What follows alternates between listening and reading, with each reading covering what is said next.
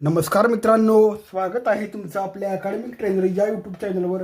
आजच्या या लेक्चरमध्ये, आजच्या या सेशनमध्ये आपण पोलीस भरतीसाठी येणारे लसावीचे काही उपयुक्त प्रश्न बघणार आहोत. मित्रांनो, व्हिडिओ आवडल्यास व्हिडिओला लाईक करा आणि आपला अकॅडमिक ट्रेनर हे चॅनल सबस्क्राईब करायला विसरू नका. मित्रांनो, आता लसावी म्हणजे काय हे सांगायची गरज नाही कुणाला, सर्वांना माहीत असेल. सपोज आपण फर्स्ट एक्झाम्पल घेतलं की 40 व 50 चा लसावी, 40 व 50चा लसावी आपल्याला फाइंड आउट करायचा आहे, होय ना. सिंपली आपण काय करतो मित्रांनो, बघा आपण असं लिहितो 40 आणि या ठिकाणी 50, बरोबर आहे.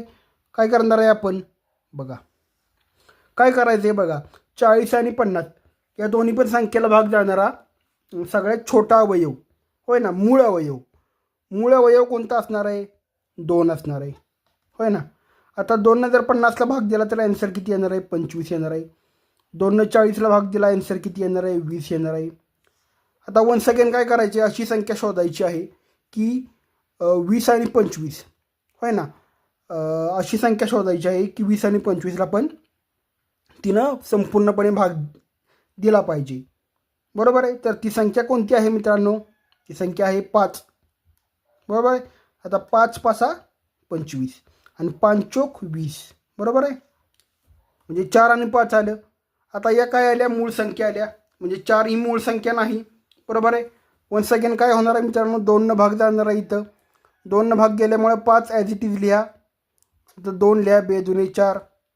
तर नेक्स्ट वन स्टेप काय होणार आहे मित्रांनो, बघा नेक्स्ट वन आपण पुन्हा 2 भाग देऊया.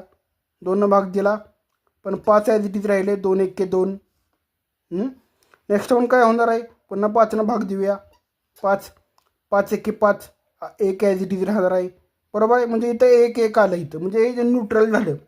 असं म्हटलं तर काय वावगं ठरणार नाही, हे न्यूट्रल झालं, बरोबर आहे. 1 1 आलं. आता बघा 5 दुणे 10, 10 दुणे 20, होय ना. आणि 20 दुणे 40 आणि 40 पंचे 4 पंचे 20, बरोबर आहे. 40 पंचे 20, बरोबर आहे. 40 गुणिले 5 किती झाले, 20 झाले. सॉरी, 4 पंचे 20 झाले आणि त्याच्यावर 1 शून्य म्हणजे 200 झाले. म्हणजे आपला ओव्हरऑल रिझल्ट किती आला, 200. आपला LCM किती आला, 200. म्हणजे ही झाली बेसिक मेथड आपली. पण हे असं सॉल्व करायचं का मित्रांनो, परीक्षेमध्ये असं मुळीच सॉल्व करू नका. सॉल्व कसं करायचे, बघा काय करायचं आहे, तर 40 आणि 50 यांचा आपल्याला LCM फाइंड आउट करायचे. तर 0चा विचार करू नका, तुम्ही 4 आणि 5 घ्या. आता 4 आणि 5 या मूळ संख्या आहेत, सॉरी कॉन्झिक्युटिव्ह नंबर आहेत, म्हणजे क्रमगत संख्या आहे 4 आणि 5. क्रमगत संख्यांचा लसावी काय असतो, त्यांचा गुणाकार असतो. क्रमगत संख्यांचा लसावी काय असतो, त्यांचा गुणाकार असतो. 4 गुणिले सिंपली 4 गुणिले 5 करा, 4 पंचे 20 घ्या, बरोबर आहे. 4 पंचे 20 घ्या आणि त्याच्यावर 1 शून्य द्या.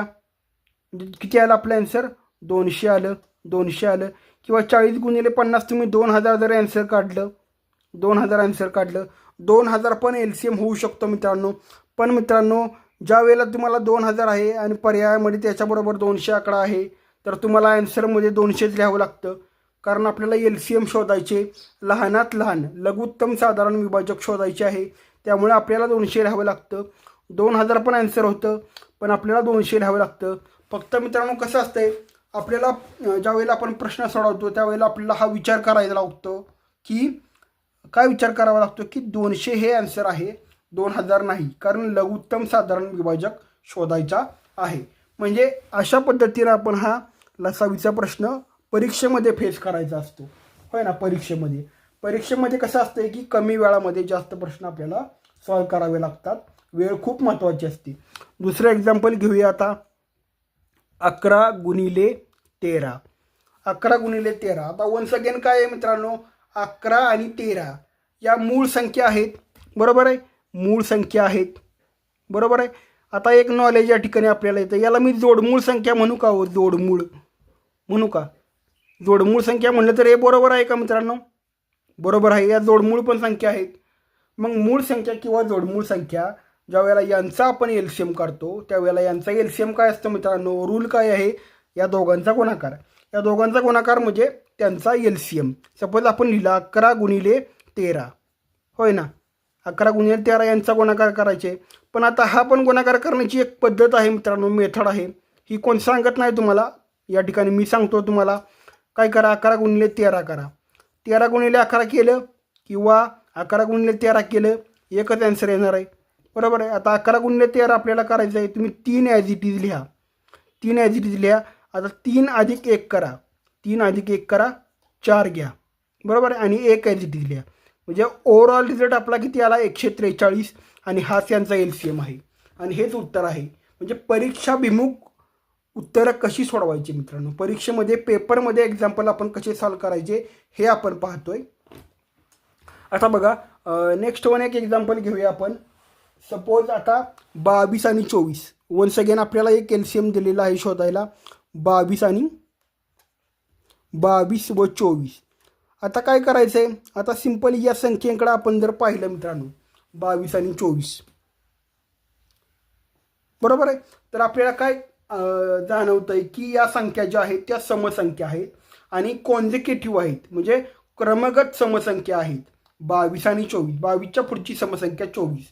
मग ज्या वेळेला क्रमगत समसंख्या असतात मित्रांनो, त्यावेळेला असतं काय माहिती आहे का, की या दोन संख्यांच्या गुणाकाराची निमपट ते आन्सर असतं, तो LCM असतोय. आता या दोन संख्यांच्या गुणाकाराची निमपट करा, म्हणजे यांचा अगोदर गुणाकार करा.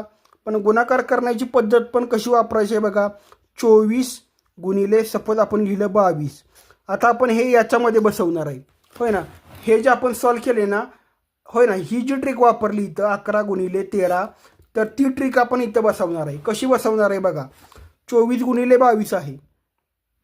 आता तुम्ही 24 गुणिले 22 लिहिलेलं आहे. तुम्ही 22ला कसं लिहू शकता हो, असं लिहू शकता का तुम्ही 11 गुणिले 2. 11 गुणिले 2 मी जर 22ला लिहिलं तर बरोबर आहे का हो, बरोबर आहे. 11 गुणिले 2 बरोबर आहे. आता काय करा, हे 2च इकडे शिफ्ट करा, 24ला जॉईन करा. आपण तसं करू शकतो गुणाकारामध्ये. 2 जर इकडे शिफ्ट केलं तर 24 गुणिले 2 होणार आहे. म्हणजे काय होणार आहे या ठिकाणी 48 होणार आहे. आता 48 गुणिले 11 करा, 48 गुणिले 11 करा.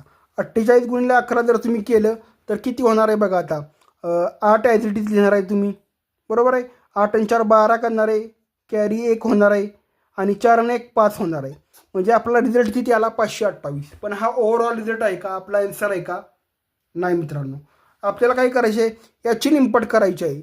आता निमपट म्हणजे सिंपली आपण काय करत बसतो, डायरेक्ट भागिले 2 करत बसतो आणि हा भागाकार करत बसतो. कसा करतो, 2 1 2 म्हणजे बे के बे, बे दुने 4, रिमेनिंग 1, बेसक 12, होय ना. बेसक 12 वरून घेतला 8, पुन्हा बेचोक 8. म्हणजे आपला आन्सर किती आलं, ओव्हरऑल रिझल्ट आला 264. हे आपला आन्सर आहे, हा आपला ओव्हरऑल रिझल्ट आहे, बरोबर आहे. पण मित्रांनो, ज्या वेळेला असं दिलेलं आहे आपल्याला, काय दिलेलं आहे की 528ची निमपट करण्याची वेळ आलेली आहे. 528ची निमपट करण्याची वेळ आलेली आहे. त्यावेळेला काय करा, 528 ॲज इट इज लिहा. आता याच्यातलं फक्त 500 घ्या, 500 घ्या इथं, आणि इथं किती घ्या, 28 घ्या, बरोबर आहे. आता 500चे निम्म करणं तुम्हाला सोपं आहे का, सोपं आहे. सामान्य व्यवहारामध्ये 500 रुपये घ्या, 500 रुपयाचे निम्म करा तुम्ही, किती होणार आहेत, 250 होणार आहेत. आणि अधिक काय करा, 14चे निम्मे करा, 28चे निम्मे करा, किती होणार आहेत, 14 होणार आहे. आणि यांची जर ॲडिशन केली तर पुन्हा ही किती होणार आहे, 264 होणार आहे, बरोबर आहे. म्हणजे ओव्हरऑल रिझल्ट आपला हाच येणार आहे, आपला आन्सर हेच येणार आहे. म्हणजे रिश्ता वही सोच नाही, बरोबर आहे. रिश्ता वही सोच नाही, आपला आन्सर तेच येणार आहे मित्रांनो. आन्सरमध्ये बदल होणार नाही, बरोबर आहे मित्रांनो. नेक्स्ट वन एक्झाम्पल आहे 15 व 16 यांचा लसावी फाइंड आउट करायचा आहे. कशा पद्धतीने कराल मित्रांनो, वन्स अगेन तोच रूल असतो मित्रांनो. काय असतो की 15 व 16 असं बघा. आता 15 व 16 या दोन क्रमगत संख्या आहेत, 15 आणि 16. तर यांचा लसावी काय असतो, या दोन संख्येचा गुणाकार, होय ना. दोन संख्येचा गुणाकार. आपल्याला परीक्षेमध्ये वेळ वाचवायचा आहे. काय करायचं बघा, 15 गुणिले 16 आहे, तुम्ही 16 गुणिले 15 करा तरी पण तेच येणार आहे. 16 गुणिले 15 करा, आन्सर तेच येणार आहे ना. आता काय करा तुम्ही, डायरेक्ट तुम्ही हे पण करू शकता, 15 90 हातछाली 9, बरोबर आहे. 15 1 15, 15 आणि 9 किती होणार आहेत, 24 होणार आहे. 15 आणि 9 24, 240 आपला ओव्हरऑल रिझल्ट आला, बरोबर आहे. पण हे असं करत बसायचे का, डायरेक्ट आपण तोंडी फेज करू शकतो. तोंडी फेस करून डायरेक्ट आपण ॲन्सर क्लिक करू शकतो. आता बघा 15×8 120 आणि 120ची दुप्पट 15×8 120 15×8 15×8 120 आणि पुन्हा एकदा 8 आहे होय ना, पुन्हा एकदा 8 आहे 15×8 120 15×8 120 बरोबर आहे. 15×8 120 आणि 120 बरोबर आहे. तर हे काय होणार आहे मित्रांनो, याचा रिझल्ट किती येणार आहे, ओव्हरऑल रिझल्ट किती येणार आहे 240 बरोबर आहे. म्हणजे मेथड आपल्याला अशी वापरायची आहे, हे अशा पद्धतीने आपल्याला क्वेश्चनला फेस करायचं आहे. तसं काय रिश्ता वही सोच नाही बरोबर आहे, असं आहे रिश्ता वही सोच नाही, तेच आहे फक्त वेगळ्या पद्धतीनं आपण लिहिलेलं आहे.